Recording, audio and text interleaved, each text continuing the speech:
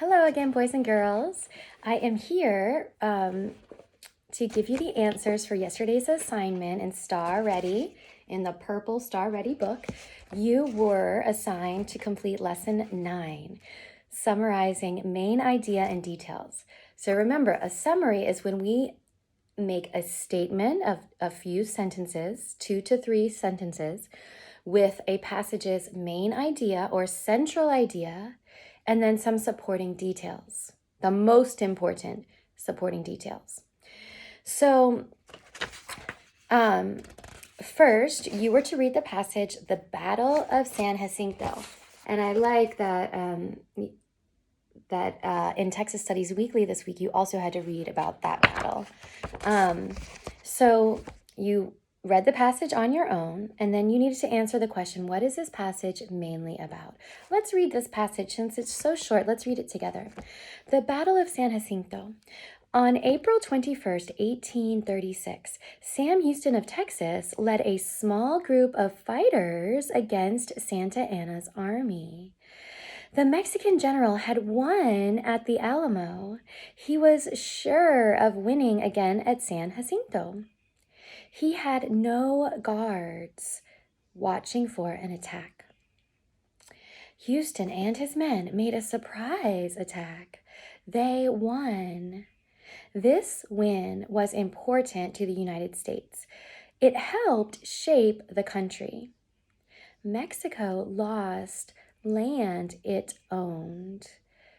Texas, California, New Mexico, and much of the Southwest were now part of the growing country.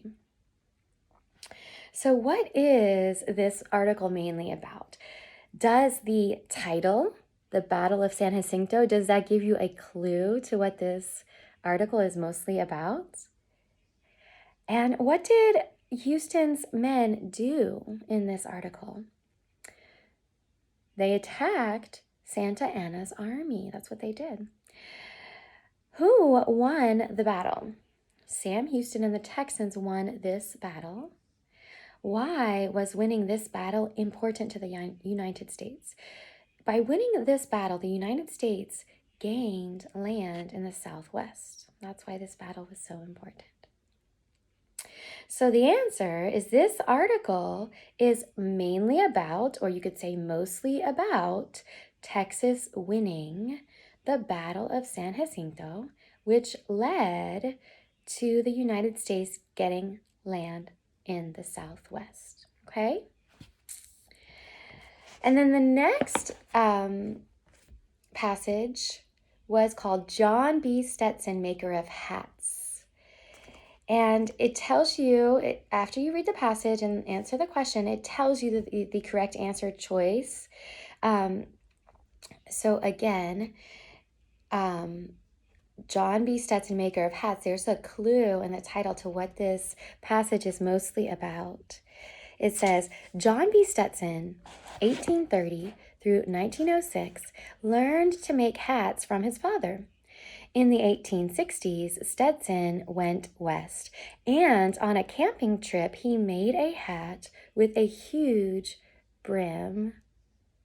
He made the hat as a joke, but started wearing it. The wide brim protected his face from the sun and rain very well. And in 1865, he began making his Stetson cowboy hats to sell. So this selection is mostly about A, the years in which John B. Stetson lived and died, B, who taught John B. Stetson how to make hats, C, why John B. Stetson moved to the West, and D, John B. Stetson, the inventor of cowboy hats. So the correct answer choice is D. John B. Stetson, the inventor of cowboy hats, is what this article is what this selection is mostly about. A is not correct because when Stetson lived and died is a detail, not the main idea. B is not correct because it's more important to know that Stetson made hats than to know who taught him. That's another detail. C is not correct because Stetson's move to the west is also a detail, not the main idea. So it's important to be able to notice the difference between main idea and details. Okay, so now for the biggest passage, Tower Racers. I'm not going to read the whole one since you read it on your own, but I will read the questions and answer choices and tell you the answers. Question number 1, what do tower racers do? A, they race up the stairs of tall buildings. B, they run marathons in big cities. C, they run races around the roofs of towers. Or D, they try to beat the elevator to the top of a building. So the answer to number 1 is, let's see here, A, they race up the stairs of tall buildings.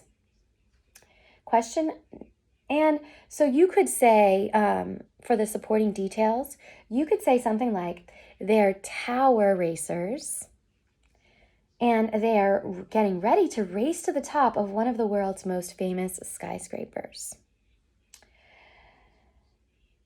Question number 2.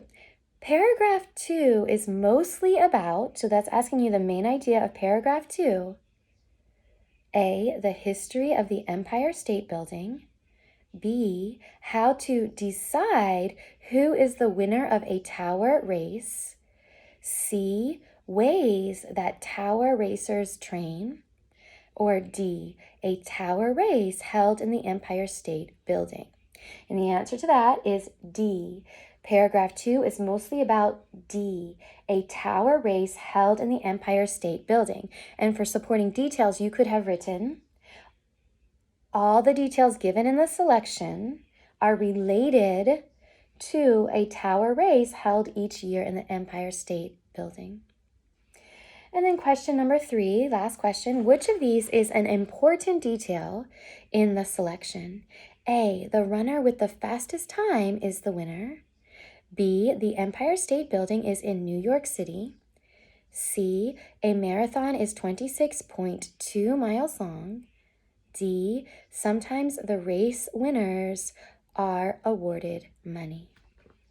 So the correct answer to number 3 is A, the runner with the fastest time is the winner.